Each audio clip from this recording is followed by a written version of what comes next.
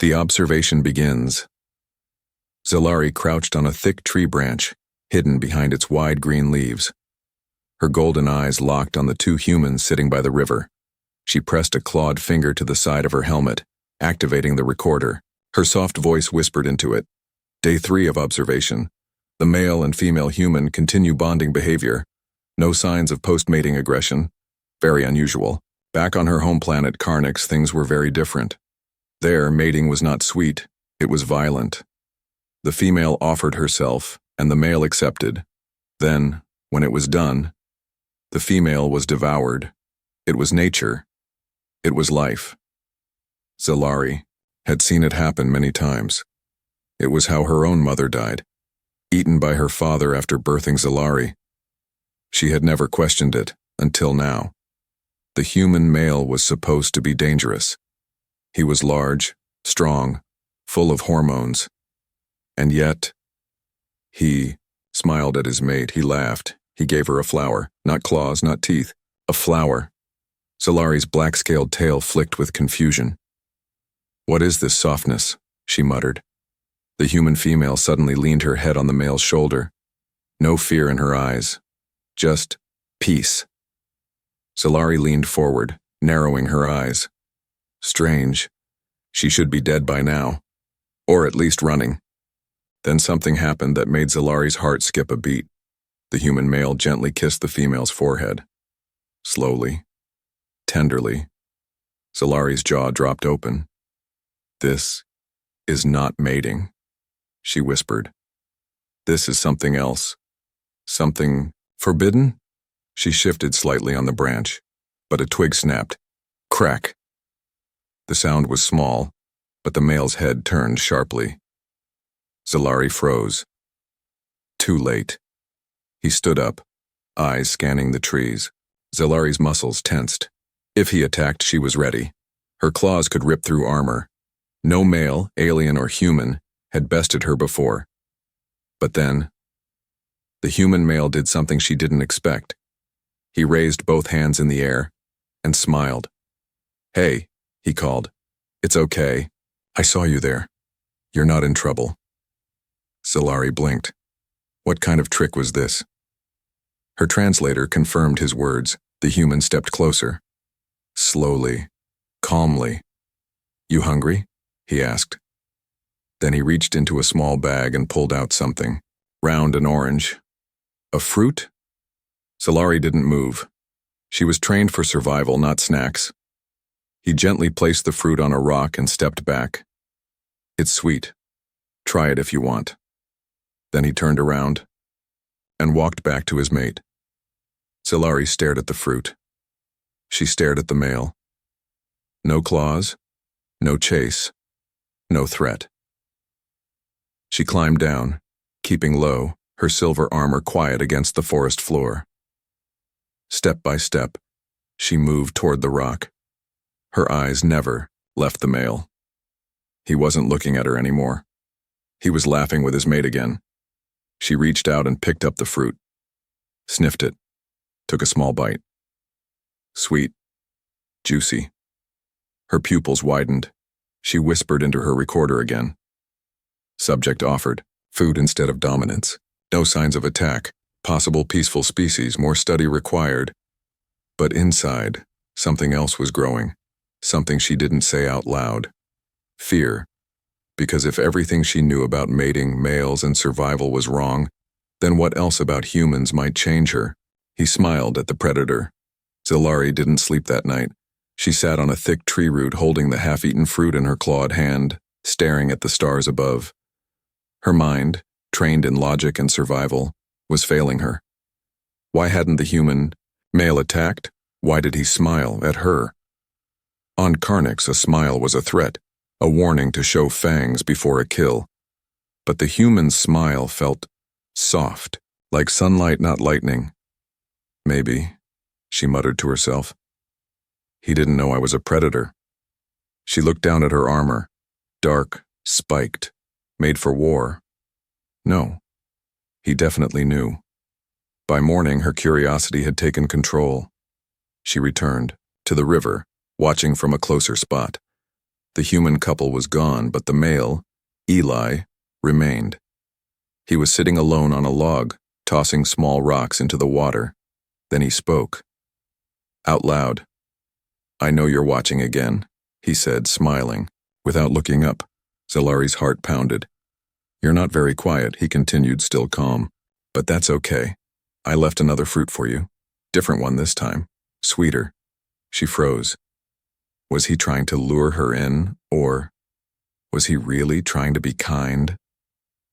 She stepped out of the bushes slowly, her black tail flicking low behind her. Her claws were ready just in case. Eli looked up and still didn't run. "Whoa," he said, standing carefully. "You're actually real." Zalari didn't speak. He raised his hand slowly. "It's okay. I won't hurt you. I promise."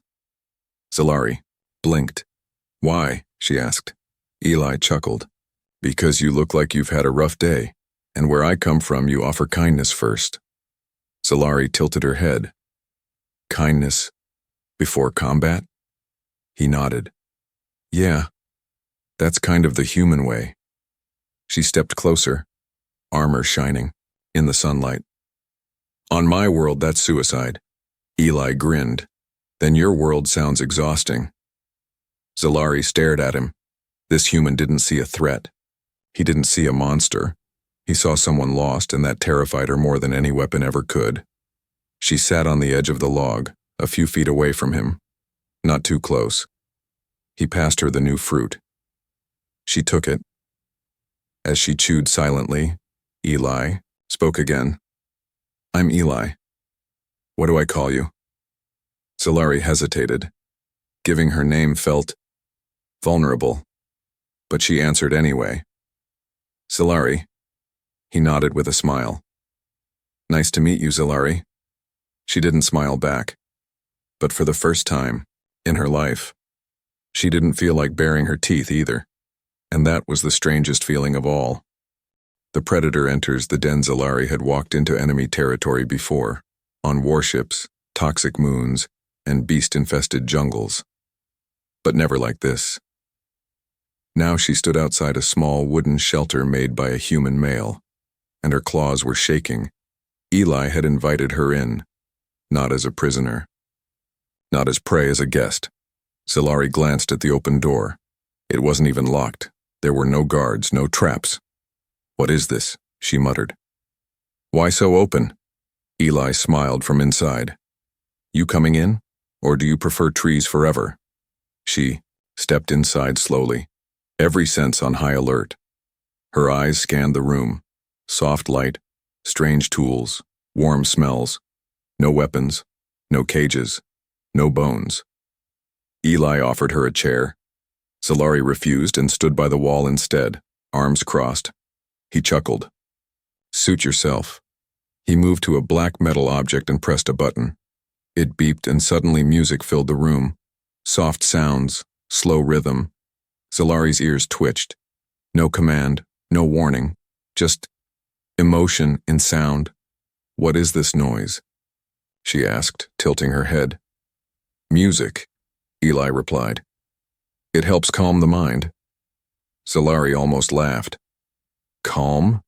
Her species played war drums before battle. This felt like a sleeping spell. Eli moved to a stove and started cooking. The scent of heat, oil, and spices filled the air. "You eat real food?" Zalari asked in disbelief. "Yeah," Eli replied. "Not raw? Not alive?" He raised an eyebrow. No. I like my food dead and well cooked." Zalari lowered her guard a little. She remembered her kind ripping into screaming prey. This was different. "Do you always invite dangerous creatures into your home?" she asked. Eli smirked. "Only the interesting ones." Zalari blinked. No male ever called her interesting, only useful or strong. Never. That Eli placed a plate in front of her. Zalari stared at the cooked meal. It looked like some kind of roasted root with meat. "You expect me to eat this?" "I made it for you." Zalari picked up the fork awkwardly and tried a bite. Her pupils widened. This is, not disgusting. Eli laughed. Thanks. I'll take that as a compliment. There was silence for a while. Then Eli asked, "So what's your world like?" Zilari hesitated. No one had ever asked her that before. It's cold. Red skies. Thunder almost every day. We hunt or die. Males take what they want. Females survive. Eli looked surprised. That's awful. It's normal. Doesn't mean it's right. Zilari didn't respond. Her mind was already spinning. What kind of species lets females live? After mating? What kind of males cook for strangers? She stood suddenly. I should go. Eli nodded, not trying to stop her. Okay, but come back if you want more food and, or music. Zilari stared at him. No chase, no demands, just an open door. She stepped out, but for the first time in her life. She wanted to return, and that scared her more than any battle ever had. Warning from the stars, Zilari sat on a rock near the river, staring at her own reflection in the water. She didn't like what she saw. Her armor was still dark, her eyes still sharp, her claws still deadly. But something inside her had changed. She had returned to Eli's cabin 3 times now, once for food, once for music, once just to sit near him while he worked with metal tools in silence. Each time, she told herself, it's research. It's just observation. But that was a lie. She wasn't studying the human anymore. She was feeling. A soft beep, beep, beep echoed from her wrist device. A red light blinked. Zilari flinched. It was a long-range signal. From command. From home. She stepped deeper into the forest out of human sight and pressed her communicator. A crackling voice came through. Cold. Sharp. Zilari of Karnix, report. She took a deep breath. Still observing the male. No threats yet. There was silence. Then a harsh reply. You've stayed longer than necessary. Contact must end soon. Too much exposure to humans weakens instinct. Zilari's claws curled. Weakens? She wanted to speak, to argue, but the voice continued. Humans confuse predators. They are soft yet dangerous, friendly yet deadly. Many who study them forget who they are. Do not make that mistake, Zilari replied with a firm voice. Understood. But inside, her thoughts screamed, too late. She closed the signal and stared at the forest. Somewhere in that quiet, Eli was probably building something with fire and tools, probably smiling, and all she could think was, why do I feel safe near him? Her instincts should scream danger. Instead, they whispered, stay. Later that evening, she returned to the cabin. Eli was sitting outside watching the stars. You okay? He asked. Zilari didn't answer. She sat beside him. Close. Closer than she ever had before. He didn't move away. They sat in silence for a long time. Then Zilari whispered, Your kind is dangerous. Eli smiled faintly. Yeah, so is yours. She looked at him, her golden eyes serious. But we kill with claws. You kill with kindness. Eli turned toward her. Is that really such a bad thing? Zilari didn't reply. She was too busy listening, not to his words, but to the sound of her own instincts changing. The hunters arrive. The peace didn't last. Zilari woke up to a strange vibration under her boots. Not the earth's usual calm hum, but a sharp, pulsing energy through the soil. She stepped outside Eli's cabin, scanning the sky. Then she saw them, 3 black dropships cutting through the clouds like knives. No sound, no warning. Karnix warships. Her people had come. Zilari's breath caught in her throat. They weren't here for research. They were here to bring her back, or destroy her. If she'd changed, she rushed back inside. Eli, you need to hide now. Eli blinked, sitting at his workbench. What's going on? No time, she snapped. They'll kill you. He stood slowly, voice calm. Zalari, talk to me. Who's coming? My people, she said, quietly. And they don't believe in kindness. Outside, the ships landed with a low thud.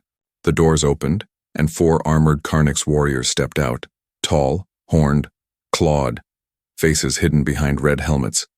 Zalari stepped forward, blocking the doorway. One of the soldiers spoke in her native tongue. Zalari, you've been contaminated. Step away from the human. I am not contaminated, she growled. You ate with him, spoke with him, trusted him. Another soldier raised his weapon. Step aside, he must be eliminated. It is protocol. Zalari's claws extended. No. The first warrior laughed. You've gone soft. Then a loud crack interrupted them. It wasn't a Karnix weapon, it was Eli, holding a crude, homemade launcher made from pipes and wires. Back off, he said. I don't know who you are, but if you touch her, I swear. The soldiers raised their rifles. Foolish human. Zalari moved fast, faster than ever before. In a blur, she knocked one rifle away and slammed a knee into the nearest warrior's chest, sending him flying back into a tree. The others jumped into combat. Eli ducked, rolled, and fired his launcher, hitting the second alien with an electric burst. Sparks flew. The soldier collapsed. 2 were left. Zalari fought like a storm, fury, in motion. She was smaller than them, but faster, sharper, more focused, because this time she wasn't fighting for survival.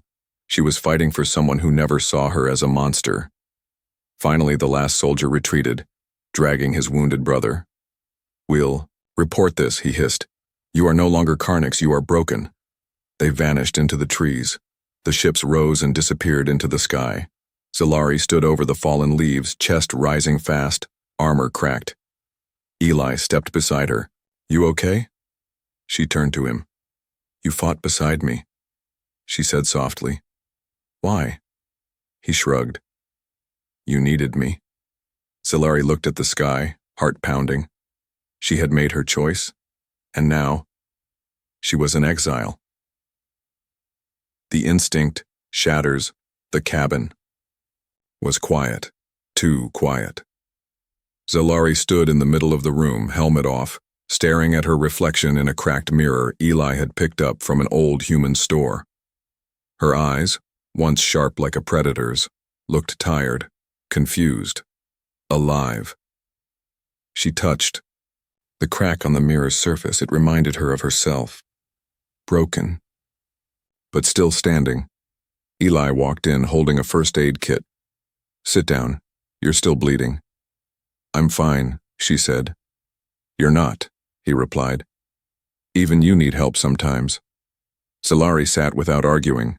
As Eli carefully cleaned the gash on her shoulder, she whispered, They'll come back.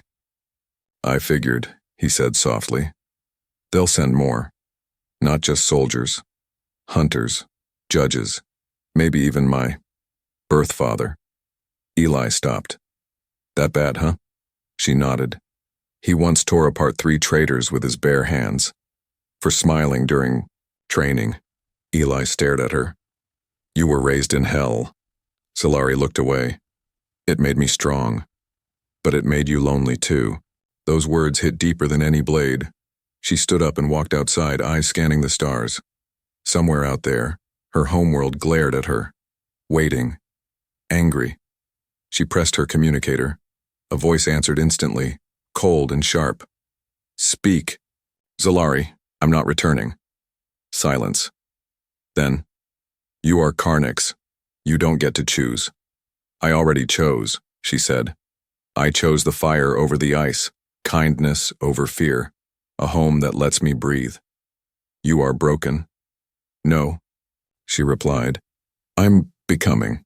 And with one swipe of her claw, she crushed the device under her boot. She turned to Eli, who had followed her to the doorway. I can't go back, she said. He nodded. Then stay. We'll figure it out. Together.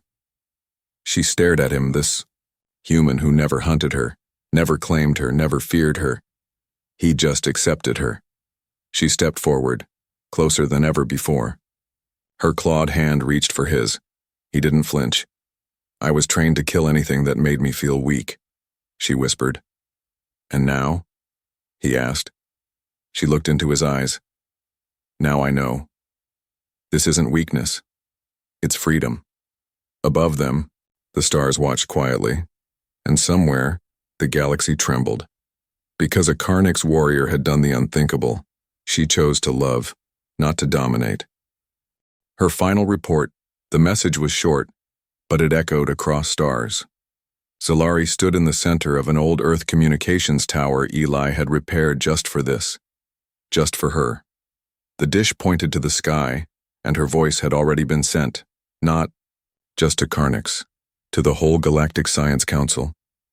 To every species who believed humans were soft. Foolish. Weak. Her report said something else. Human males do not devour their females. They protect them. They build for them. They wait for them. Where my people see weakness, I now see power. Love is not a defect. It is evolution. Eli stood beside her, silent, supportive. She didn't need to look at him. She could feel him there. A small alert flashed on the monitor. Incoming response. Multiple planetary networks. Zalari watched as message after message poured in, some in panic, some in confusion, others in cold silence. One message came from her own world. "You are no longer Karnix.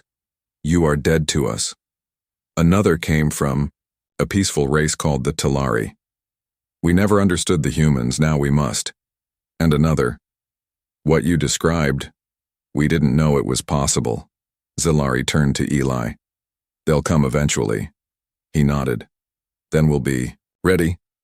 She gave a small, quiet smile, not a grin of threat like Karnix, not the cold smirk of dominance, just a real soft smile. For him. They stood at the edge of the mountain, watching the sun rise over Earth, this death world where predators became poets, where monsters learned to love. Zalari's claws were still sharp, but her heart was open, and that made her more dangerous than ever. The galaxy had feared her strength before. Now they would fear her choice, because she was Karnix no more. She was human by heart. And for the first time in her life, she was free,